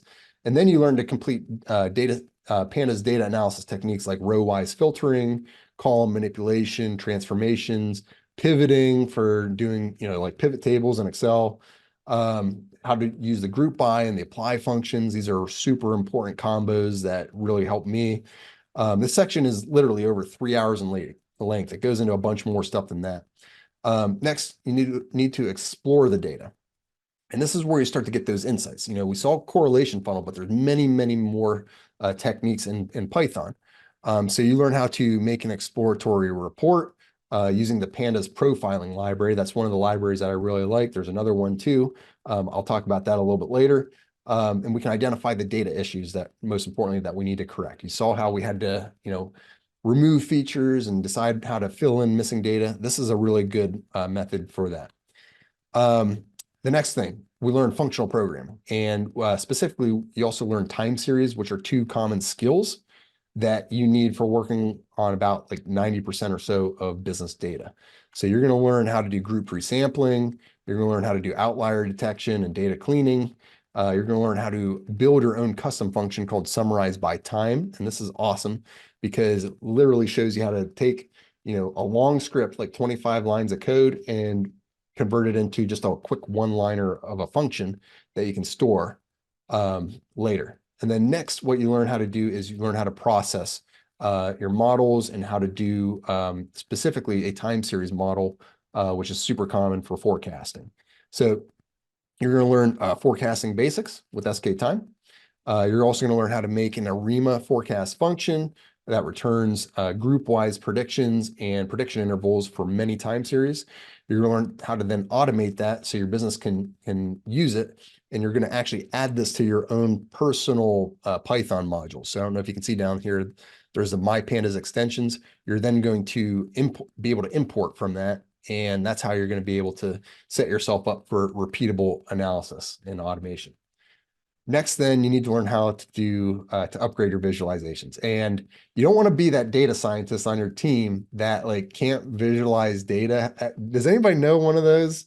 Has anybody worked on those on a team like that? Well, I'll be honest. There's a super powerful package called Plot9. Plot9 is an amazing Python library for plotting. If you come from R, it's the equivalent of the ggplot2 library. But what it allows you to do is to do like very powerful visualizations like scatter plots, all the common ones, line plots, bar plots with smoothers, horizontal bar plots, histograms, kernel density, box plots, faceted plots, and you can even customize it. Now, this is a little crazy customization, but the important thing is you can make really professional plots, and you can do this in Python, okay? You now know how to create a data analysis, but next you need to learn how to store and retrieve your data analysis from a SQL database. So for that, you're going to learn how to write your analysis to a SQL database. And then what you're going to do once your analysis is stored, it's now time to automate the full process and schedule it. And in module 9, we work on automating Jupyter reports in HTML and PDF formats. So you learn how to make a Jupyter report template. And this is the thing that can be updated programmatically with parameters. And then you write code to execute that automation. So you can make tons and tons of reports. You can make them in HTML and PDF formats. And with the automation script complete in module 10, what you do is you learn how to schedule the automation on daily, weekly, monthly, or at any custom time intervals, right? You learn task scheduling, Windows Task Scheduler, which is the most common tool. That's what I used to use back when I was working for on the Windows end. And then nowadays, Mac has the equivalent of the Windows Task Scheduler, so you learn how to use that to schedule your stuff out. But what you need to ask is what this course will actually do for you. And this is Jeremy Tope. He's one of my students. Jeremy says that I never felt so comfortable in Python until now. Your Python course allowed me to gain the confidence in my everyday work, and I couldn't have done it this quickly without your courses. Thank you for all the constant support and incredible material. I've been using Python in production for 4 months, and I was headhunted for a new role. Starting the first week of December, I will be a senior data scientist, a $150,000 position. So this is incredible. Jeremy was able to literally get headhunted for a new role and start a position as a senior data scientist just after this first course. Pretty insane. So today, guys, in this package that I prepared for you, you're getting Python for data science automation. This is a $700 value. And next, what you're getting is Python for machine learning and APIs. Okay. So inside of this, you discover the skills to complete projects and learn how to think like a project manager. Here's the project that we cover in Python 2. So in Python 2, we're tackling a $1 million plus ROI business project. I'm going to show you how to make more money from a company's email list in this course. You're going to receive hands-on insider knowledge of how a real business works, and you're going to discover how to do the entire process for completing a project without relying on the IT team to put your project into production. And you'll gain all of the skills that you need to do this, A to Z in Python. All right. So in module 1, we cost the problem. And So what we do is you're going to learn how to accurately estimate the total recurring cost of a problem. You're going to learn how to then simulate that cost of the problem under different scenarios. And this is really important because most data science teams, they just skip this stuff. They don't like actually cost the problem. They don't come up with a simulation, best and worst cases, and they don't actually see if they can actually improve the problem. So they're going to discover how to provide a range for how much it's costing the company. And then next, what you're going to do is you're going to start collecting data. And you're going to then understand the data inside of the context of the business problem. So to do so, you're going to learn pandas and SweetViz, and we're going to apply those. So what does this look like in a real project? Well, in Module 2, Data Understanding, you're going to connect to each table in the SQL database. You're going to analyze the associations. You're going to make a full exploratory report in one line of code. You're going to gain insights to determine what increases the probability of making a purchase when we vary key independent variables like member rating or something like that, which has an influence and an impact inside of an email list. Then you're going to, you're going to gain insights from the number of actions that an email subscriber has taken. And you're going to be able to see, okay, as they take more actions, they become 40% more likely, all the way up to like literally 60% more likely of making a purchase. Then with the raw data that demonstrates some predictive value, it's now time to polish it. So that way we can extract the most value from our data. And that comes next in data pipelines. So in Module 3, you're going to learn how to make special engineered features like date features, text features, rate features and interactions, and one-to-many features. And then you're going to discover even more business insights. So in the previous module, we had kind of a small association report. Now you're going to analyze the full gamut, and the entire business problem is going to come to light. So you're going to see this. This is what's called an expanded exploratory report.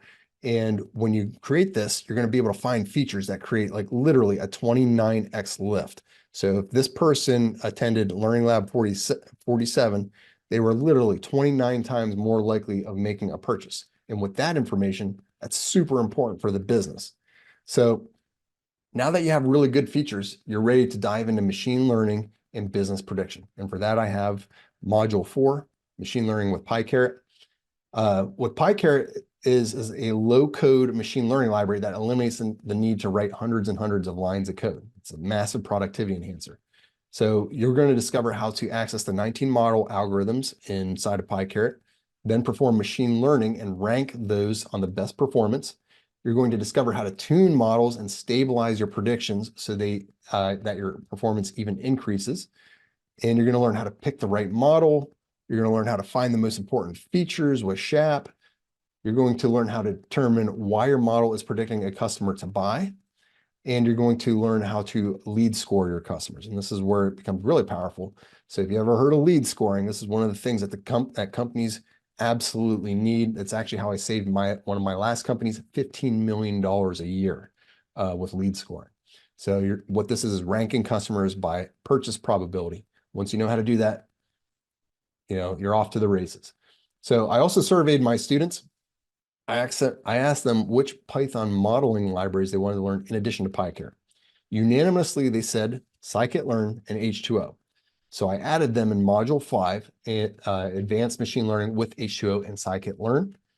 First is scikit-learn. This is the most popular machine learning library in the Python ecosystem. And this is the library that packages like PyCaret are built on top of and used under the hood. Okay. Inside, you're going to discover how to create scikit-learn pipelines from scratch. You're going to learn how to tune them with grid search. You're going to learn then, once we learn scikit-learn, next up is H2O. This is a scalable machine learning library that is optimized for performance on large data sets. So inside, you're going to discover my secret to making hundreds of machine learning models in minutes, and you're going to discover how to pick the best one. And then once you have that deep understanding of machine learning, next up is model deployment and model logging. So for that, we have MLflow. This is a powerful tool for managing model experiments, and you get it for free with PyCaret. So inside of the course, you're going to find out how to explore PyCaret's experiment log. You're going to learn how to access specific models during PyCaret classification modeling experiments.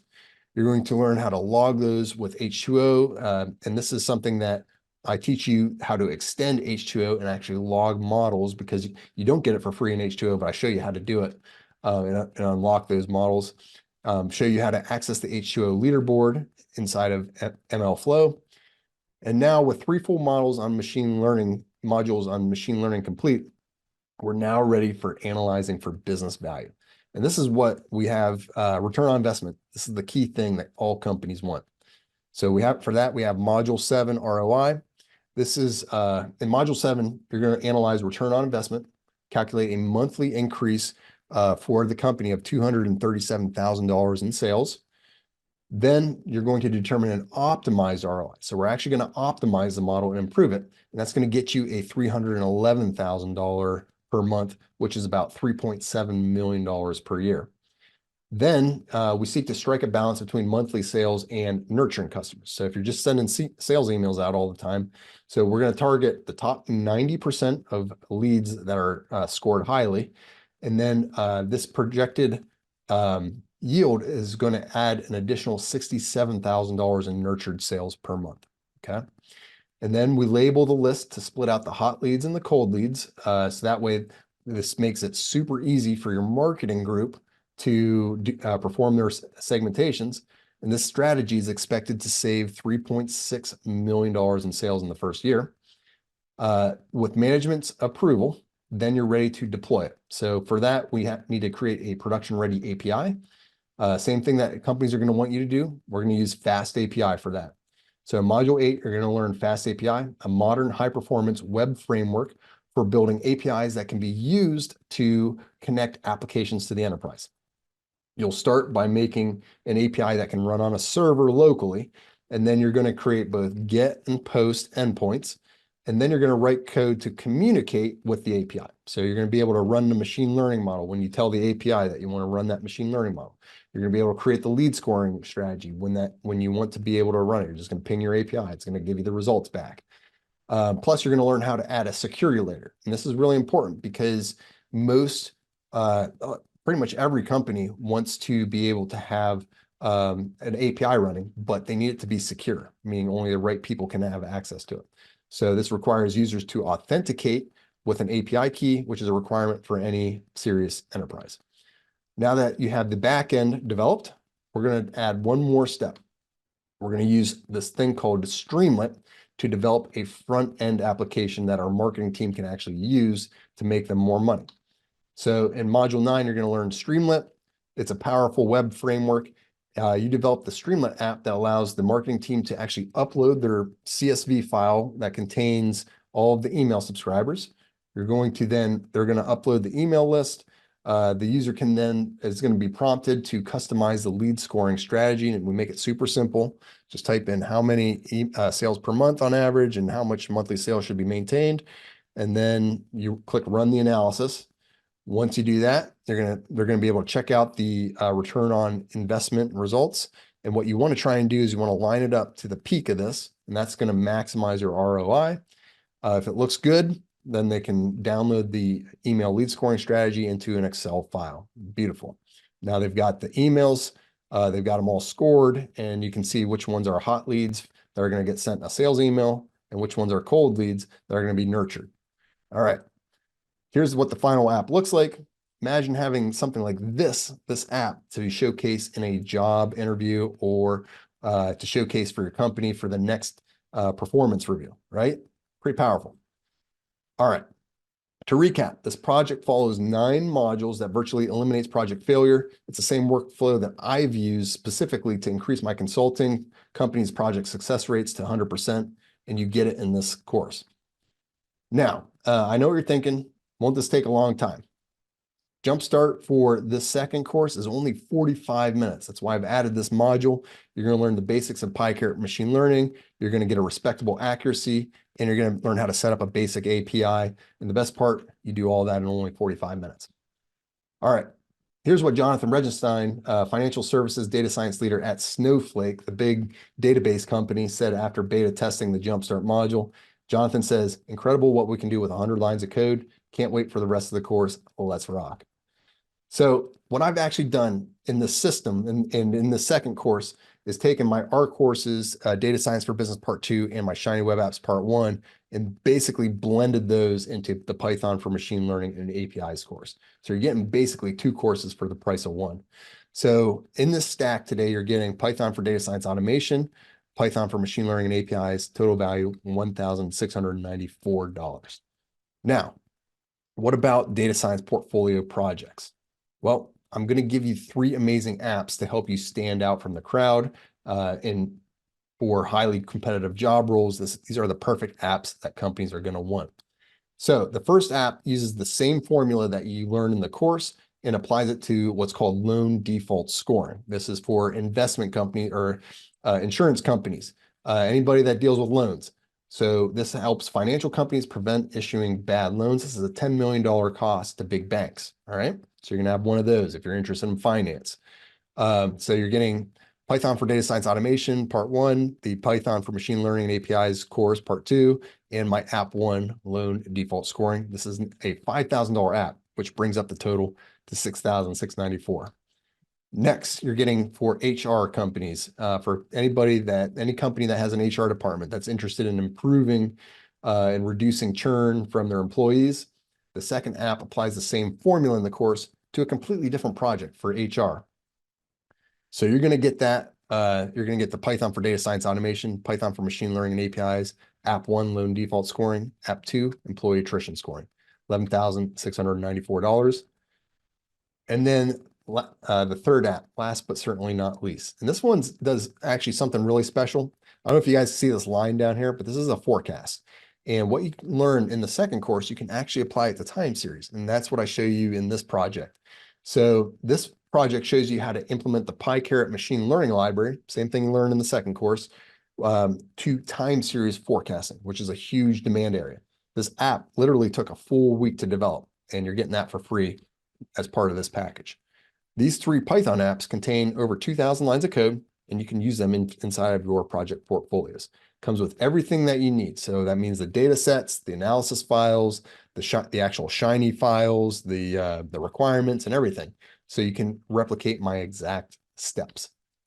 So today, guys, in this package, you're getting Python for Data Science Automation, Python for Machine Learning APIs, the first 2 courses. Then you're getting as 3 bonuses, and you can't get this anywhere else. It's App 1, my loan default scoring. That's great for finance companies. App 2, HR attrition scoring. That's great for companies that are interested in HR analytics. And App 3, time series forecasting. This is great for any company that's interested in forecasting. All right. So the total value of $16,694. Now, to reward the fast action takers, I'm going to add in one more bonus, guys. This is for the first 10 people. They're going to get everything that was listed above, and you're going to get a one-on-one personal coaching call with me. So why is a personal coaching call important? Well, here's what it can do for you. So this is Samantha, and she used her one-on-one coaching call to get through the 3rd round of the CVS pharmacy data scientist interview. And she says, I got the job. So she called me up on a Friday. She scheduled her appointment with me. We went through everything. I gave her a plan of action. And over the weekend, she put that plan into action. And then on Monday, she had that final interview. And guess what? She got the job. She sent this to the Slack channel. She says, happy announce, I got the job. Truly want to thank this course. She's now a data engineer at CVS Pharmacy Health. All right. So today, guys, in this package that I prepared for you, you're going to get Python for Data Science Automation, the first course, Python for Machine Learning APIs, the second course, App 1, the loan default scoring, App 2, the employee attrition scoring, and App 3, the time series forecasting. And for the first 10 people, I'm going to give you guys a coaching call with me. It's a total value of $17,691 today. Now, if you were to buy these on my website, it would really add up to $17,000. Okay. And I know this sounds like a lot of money for some people, even though it's worth every penny because it's going to be the thing that helps you in your career get to that next level. So instead of paying $17,691, I'm going to give you a 95% discount right now. So today, you're getting Python for Data Science Automation, the first course, Python for Machine Learning APIs, the second course, my App 1, loan default scoring, App 2, employee attrition scoring, and App 3, time series forecasting. and the first 10 people that take me up on this offer are going to get a one-on-one coaching call with me. You can use that anytime you want. Instead of paying $17,691, you're getting it for $799. That's 95% off. Now, last time I announced a sale like this, we sold out on the first day. So for those of you who want to become a business scientist with Python, are you ready to change your life? All right, guys, ready on 3, 2, 1. All right, let's go, guys. I'm going to put the link in the chat, and then I'm just going to send out, or I'm going to go through some of the questions that I know you guys probably have. So I put the link in the chat. You guys all have access to it. I have about 30 minutes for Q&A. Before I dive into it, though, what I want to do is I want to show you, kind of walk you through the process of what signing up with me today looks like. So the link I just put in the chat, it's right here. It's this special Python track offer. This is not available on my website, by the way, guys. And it also ends Saturday, December 23rd at 3 p.m. Eastern. So you guys have access to it for 2 days and 23 hours. After that, it does go away. This is what you were getting. As we had talked about today, I prepared this special offer for you to help you become that, take that next step in your career with Python. If you're trying to break into data science, if you're struggling and you really need to figure out how to do this and how to solve business problems and how to put these in and automate things, this is the stuff that like literally took me years and years and years to figure out. So you're getting the Python for data science automation. You're also getting the machine learning and APIs course. That's going to teach you how to do the Streamlit apps, the fast API backends, all of the machine learning with PyCaret, H2O, all that stuff. You know, the important things that companies need you to be able to do, so that way you can build these things for the company and get them the results and automate that process for them. That's what's going to help you become a leader in your company. So they're getting the 2 courses, the 3 shiny apps, and as a reminder, you're also getting that coaching call with me for the first 10 people. So that is a total value of $17,691. The courses alone on my website, if you buy the bundle, this is the lowest price on my website. It's $12.99. So you're getting these 2 courses, and you're getting 3 additional apps, which is more than what I offer on my website, for only $7.99. That's crazy. So $7.99, I have people signing up every day for the $12.99 program. So you're going to save a ton of money by enrolling. It's a smart decision. The way the order form works, so you're going to put your full name in here and your email address. What that's going to do is connect you up and get you access to the course, and it's going to send you the and it's also going to send you emails as soon as you process the transaction. You're going to put your phone number in for support. So if you ever have any problems, I can get a hold of you and we can get you through the setup process. There are 2 different payment options. The first payment option is the best price. It's a single payment option of $7.99. The second option is $199 per month for 12 months. And it's going to be a little bit steeper because you're, or it's not 12 months, I'm sorry, 6 months. It's a 6 times payment plan. Now, one more benefit. So in addition to only paying $7.99 with a single payment, you also can get access to Learning Labs Pro. And remember, Learning Labs Pro, if you check this, it'll give you access at a reduced subscription fee. So normally it's $69 a month. If you want access to Learning Labs Pro and get access to the full library plus the new labs that are released once a month, then you want to leave this thing checked. If you don't want that, just uncheck it. It removes it from the total here. So you can see here, $7.99 plus $4.99 or plus $49 is $8.49. This is a monthly subscription, just, full disclosure, to Learning Labs Pro. That's because I release new content every single month. And I'm constantly adding more. Next year we'll get up probably to 95 to 100 labs and or so on. So 12 more labs next year is what we've got planned. So all you do, you fill out your information, click the complete the order button. And what happens next is you're going to get emails. Give it a minute or 2 to process, and it's going to give you a welcome email. It's going to give you access to the private Slack channel, where you can see in here that we've got 3,277 people that are also on the same mission as you to become a data scientist. And it's also going to give you access to all of the courses on the platform. So here's what the platform looks like, just in case you guys have a question. So if I just type in Python, so these are the courses. You're going to get access to these 2 courses. You're going to get access to the 3 shiny. I'm not sure why that's not popping up. It actually does have a picture. There we go, Python. Yeah, so you're going to get the 3 Python apps too. Give you a look into what one of these courses looks like. So this is the Python for machine learning and APIs. This is no joke, guys. This is a full end-to-end project, and I teach you how to solve it through small videos where you complete the project progressively. You can see how small this is right here. That's because I have literally, I think 300 videos in the second course. And the first course is structured pretty much the same way. You can see take you through end to end, every single thing that you need to do to complete this project. And then at the end, you get your certificate. So you do get certificates for both courses. This takes you through and teaches you the stuff. And most importantly, it actually gets you doing the work, solving the problems, teaches you every step of the way what I'm thinking, what you need to think about, and you can then learn from me and learn by doing. Which is super important. That's honestly one of the things that I struggled with the most, was figuring out how to do all this stuff on my own. This program is designed to streamline that and clean that all up.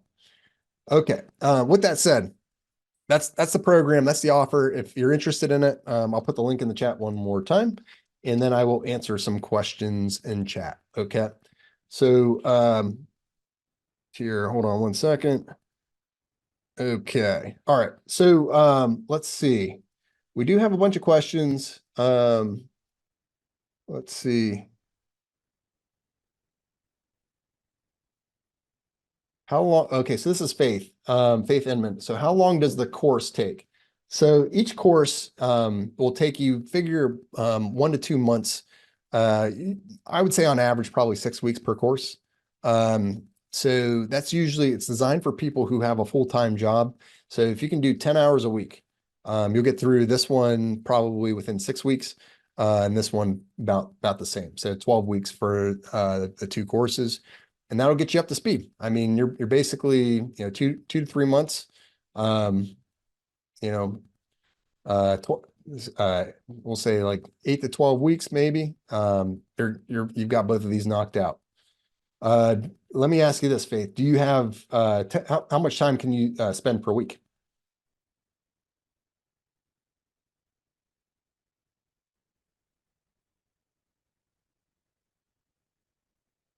On learning, like watching the videos in the course and replicating. Yes, yeah. So Engen asks, will the monthly subscription have the same discount for the following months? Yeah, you're locked into that rate. So if that rate ever changes, you're locked in at 49. We don't give you, that rate for lifetime.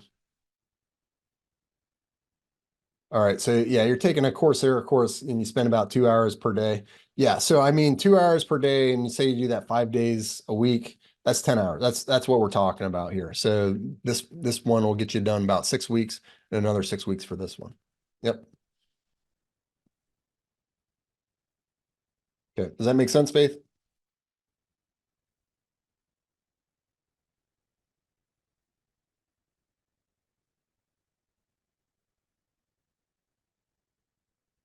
Cynthia, I appreciate that comment. She says Matt's content seems far better than anything on Coursera. Yeah, I learn best this way. And I designed this course actually for Matt back in like 2016 timeframe, when I was really struggling, when I had imposter syndrome, when I like didn't know, it seemed like every time I went on LinkedIn, I'd get like a new thing that I felt like I had to learn. Like, this is the idea with these courses, is really to give you the stuff that companies actually want without, fluffing it up with, all the extraneous math and stuff, or like taking a long time to do it. Like, I want you to have a very deep on the things that companies need, being able to get you good with pandas, being able to get you good with machine learning, good with APIs, good with apps, and really being able to get you cut and loose so you can make your own projects, and most importantly, help your company out.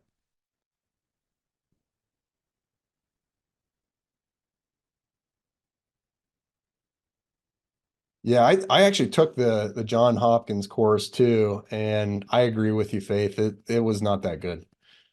Um, all right. So Tim asks, are there any AWS or Docker components for the so for this course, we don't cover the deployment, like actually, so you can deploy it on like Streamlit IO, but honestly, I am gonna come up with a future course down the road, probably in May timeframe. I think we have it scheduled for there. We're gonna be covering all three of the major cloud platforms, so AWS, um, Azure, and the GCP, Google Cloud Platform. So we're going to be covering all three of those for deployment. These are the first two steps, though, and anybody who purchases this offer, you're going to get a special discount when that course launches. Okay. Yeah, yeah, no, Tim, that's been actually a huge request on the cloud courses. People just they want to be able to deploy. They don't want to have to involve IT. They want to, companies want you to be able to do this stuff now. And when you can check that off on your resume, that's one less question that they have for you. Will it make sense to give this course? So this is Beverly. This is a good question. Will it make sense for me to give this course bundle as a gift to someone who has zero exposure to Python, only Excel? If not, where can she find the basic prerequisite on learning Python first? So the first course is designed for somebody fresh with no previous coding experience. If you've never coded before, I teach you how to set this thing up from scratch. This is what's called VS Code. I teach you how to do like all the extensions, all the stuff that I set up. I teach you how to do like all the settings. These are the local settings and also your global settings. This thing can get kind of complicated, but I teach you guys all that stuff up front because that's the stuff that, like, when you learn VS Code, when you learn Jupyter Notebooks and the integrations and everything, you learn how to do like this thing's really cool. I don't know if you guys see down here. Oh, it's off right now, but there's GitHub Copilot too. It's got an error right now, but like that's one of the big benefits of using VS Code. So I teach you how to do this. I teach you how to get everything set up, the Python environments, and then get you off to the races. So Beverly, to answer your question, it's a great gift. I honestly would love to have had you buy this for me back in the day. Yeah, I think it's an awesome gift if you're getting that for somebody else. So yeah, feel free to, if you have any other questions, Beverly, just shoot me in the chat.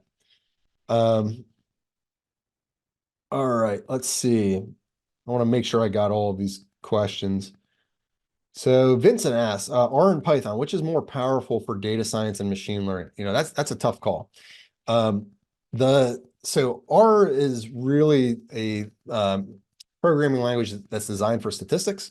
Python is more of a general purpose. So R, you will be able to write probably, I did Learning Lab 89 last week.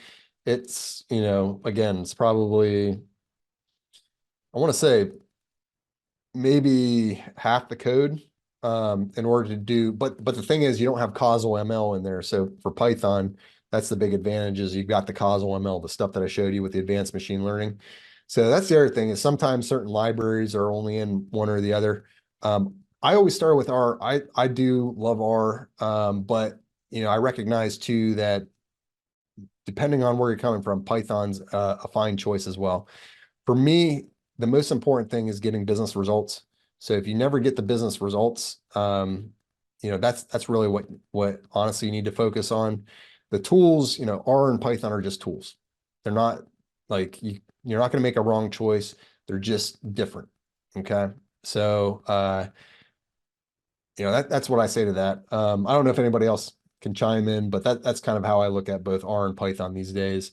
So Vincent, I hope that helps you out. I don't think one's more powerful than the other. I think there's just, kind of designed differently. Okay. All right. Let's see. What other questions do we have here? Engin asks, in Python for ML courses, Fast API and Streamlit have completed status. Previously, it was still pending. Yeah, those have been completed for I think three months now. So Fast API and Streamlit are 100% completed. Here, I'll show you. Let's see, module, where is it? Yeah, so this is the lead scoring with the fast API. So we're doing a fast API deep dive. You got the endpoints, the security is all in there, the checkpoint, and then the Streamlit app too. This is all completed. This is your Streamlit jump start. So I kind of get you up to speed. It's like a mini jump start, show you how to do some of the common functions in Streamlit. Then you actually build the Streamlit app. That's all completed here. And then you add an additional layer of security. So you have security for both the fast API, and then you also have login authentication that you add in here. And then you're finished. And then you get your course certificate. So all those modules are completed now.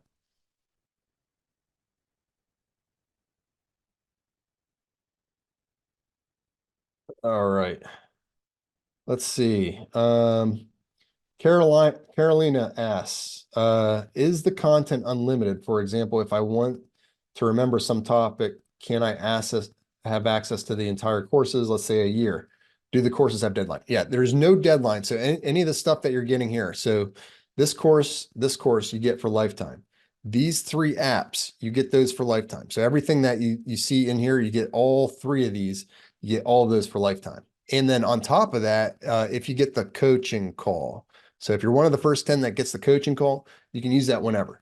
So you can use it next week. You can use it a month from now. You can use it 6 months. You can use it for a year from now. Once you get that coaching call, you can use that whenever you want. Okay. Does that answer your question, Carolina?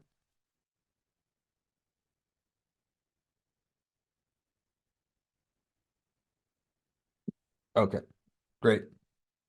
Let's see. Carlo asks, are APIs only needed to integrate machine learning models with the company systems, or do they serve another purpose? On a web app with Streamlit or Shiny, they can already create business value. So yeah, there's 2 schools of thought. So what a lot of companies want an API for is also if you're to be able to interact from anything. So think like Excel. Excel can actually connect up to an API. Tableau or Power BI, depending on if they're a Microsoft company or not. Power BI can connect up to an API. So if you want to be able to have an interface where any type of application that either you build or somebody else in your company builds, if you want to be able to connect to that API, you can do so. And that makes things a little bit more flexible. So that's why a lot of companies have actually gone to like Justin, he works for Northwestern Mutual. I talked about him. He's on my PyTime TK team. They build APIs all day, every day at Northwestern Mutual because that's how their company operates. Now, can you build just a Streamlit app that runs the machine learning? Yes, you can. And you can run that on a server, but the downside is because your machine learning is kind of embedded in your app. You can't just have like another app, like another application like Excel or like a Flask app connect up to that. Like it's strictly bound to that particular solution, the Streamlit app that you built. With that said, you learn how to do both. In the second course, you create that jumpstart. You create just a quick Shiny app that does processing internally. You can do the same thing. You add machine learning models inside of it. You're good to go. But the full solution is more of like a front end, back end, full stack, what we call a full stack web app. And that's what the final solution is in this. So does that make any sense? Does that cover your question, Carlo?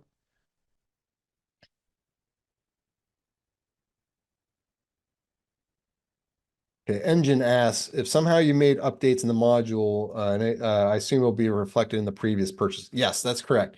So any of the code updates, as I modify code or update them or upgrade them over time, you get access to those automatically. And also that's you know in the Slack channel too. You also get access to that, so that way you can, if you see something that needs fixed, you let me know, and then I go in and fix it. Case in point. I think I have one in here that I just had on, and this is on the R-Track courses, but this is one that there was a deprecation. So I'm going to go through and I'm going to make the updates. So Charles let me know about it.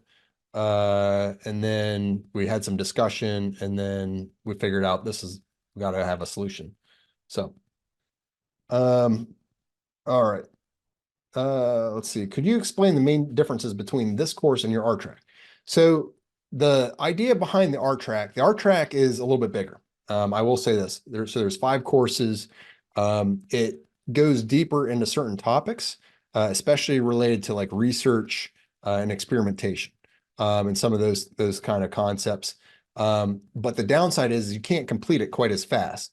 What this does, the Python track, it's only going to be 3 courses when it's finished. So you got the first 2 courses that are complete right now. And these courses are streamlined. So I've condensed it to be able to speed you through and be able to get you the results much faster. Okay. So that's the difference. Both are great programs. I will say that.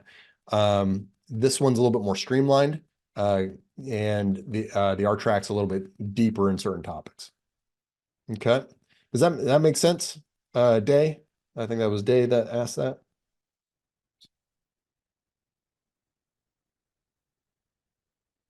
Yes, JK. Any updates that I make to the course, you will get them after the purchase. That is true. So any of the updates, you will get those. I'm going to put the link in the chat one more time. Is there any other questions? I know we're getting a little bit late on time here, so I went beyond the 30 minutes, I think. But I want to see how many coaching spots are left too. Okay, we got 1, 2, 3, 4. Okay, so we have 5 coaching spots left. So out of the 10, 5 are now gone. So I just want to give you a heads up. If there's anybody that's on the call that's really interested in this and wants that coaching spot, just let me know what your question is, and I will help you. Guys, and I understand some of you want the cheat sheet. Just hang tight. We will get to the cheat sheet here in a minute. Yes, I will share that in a few minutes.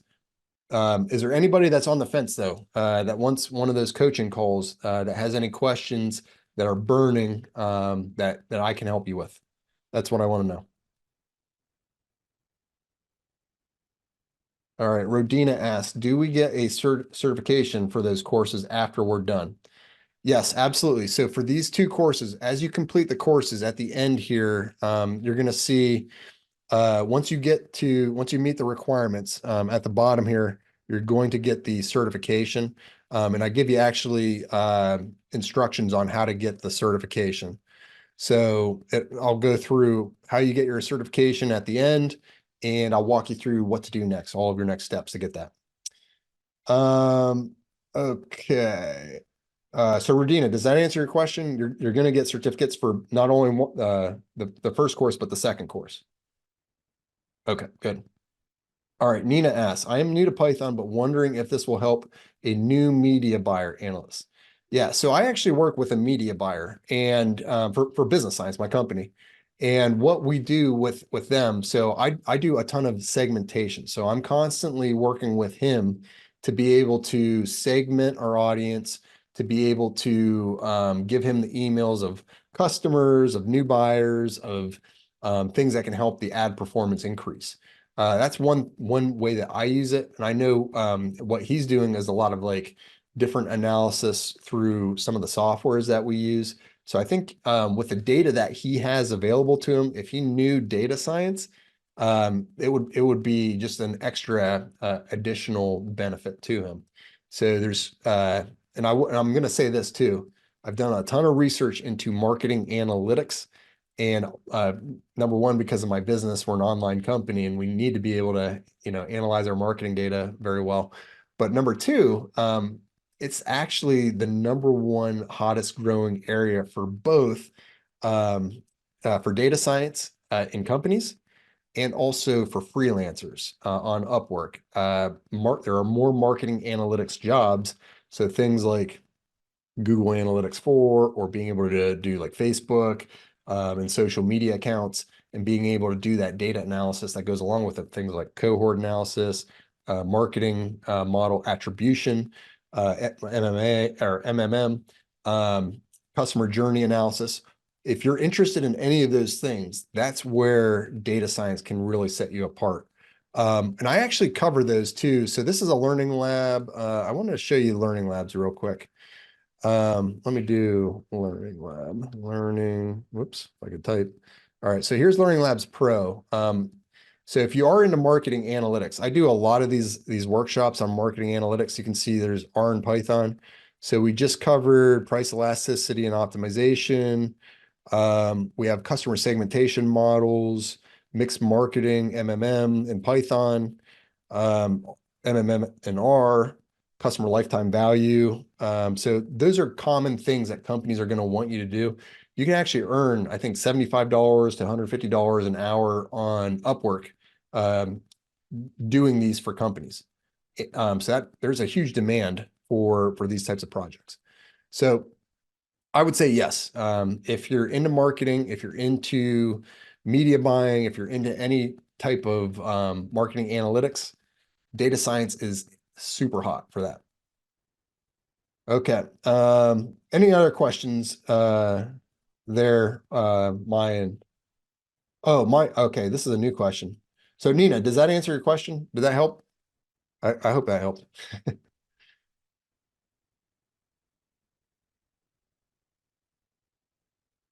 All right, Mayan asks, how does the time series portion of the Python courses compare to the R courses? So the R courses are deeper in time series. I will say that. So the time series in R. So I don't have a specific course in the Python curriculum for time series. We do touch on some time series like ARIMA and SK-time in Python for data science automation, just because that's a very common use case for automation as time series. But I would say it's not nearly as developed as in the R track, for example. The R track, I have a full course called High Performance Time Series that really goes deep. And I actually created all of the time series software that you learn, like Model Time, Time TK, and some of the other Model Time extensions like Model Time Gluon TS, Model Time H2O. So Mayan, I would say if you're really super duper interested in the time series aspect, we just do not have a time series curriculum yet in Python. R is probably the way to go with the R track. But I will say this, if you're interested in getting up to speed with Python fast, you will get some time series exposure. And you also get this app here too, which is a time series forecasting app. Okay, there you go. All right, how much is Learning Lab access for if you're already a student? So there is a discount for if you're already a student. Message me here, Lewis. Mdancho at business-science.io, and we'll get you set up with a discount. So there is a 15% off discount for students. Now, it doesn't match the 30% off though that you get here. So this is the best deal. If you're looking at signing up, leave this thing checked on and you will get locked in at 30% off. Okay. Any other questions before we get move on? Okay, 1, 2, 3, 4, 5, 6. There's 4 spots left for coaching, by the way. I just put the link in the chat one more time. Any other questions? Speak now or forever hold your peace. Otherwise, we're going to do the cheat sheet. All right. Anything? 3, 2, 1. All right. We're going to move on, guys. I appreciate your patience. If you're waiting for the cheat sheet, here it is. I'm going to put the link in the chat. All right. You guys can download it now. Just click that second link I just threw in the chat. What that's going to do is download this cheat sheet for you. It's opening up right here. You can see it's 2 pages. I'll point you to the second page just because this is the stuff that you probably don't know. This is all the machine learning, the apps, APIs, the time series forecasting. And I'm going to be updating this again too, because we're on version 2.0, but there's some more time series stuff that I want to throw in here. And I'll be making some updates here soon, but this is 2.0. You guys got the cheat sheet right now. All right. Any other questions that you guys need answer, please let me know right now, or speaker forever hold your peace. Remember, we got 4 spots left on the coaching calls. All right. Well, I will see you guys again in the new year. I really appreciate you spending a little bit of time with me today. I'll see you later. Bye-bye.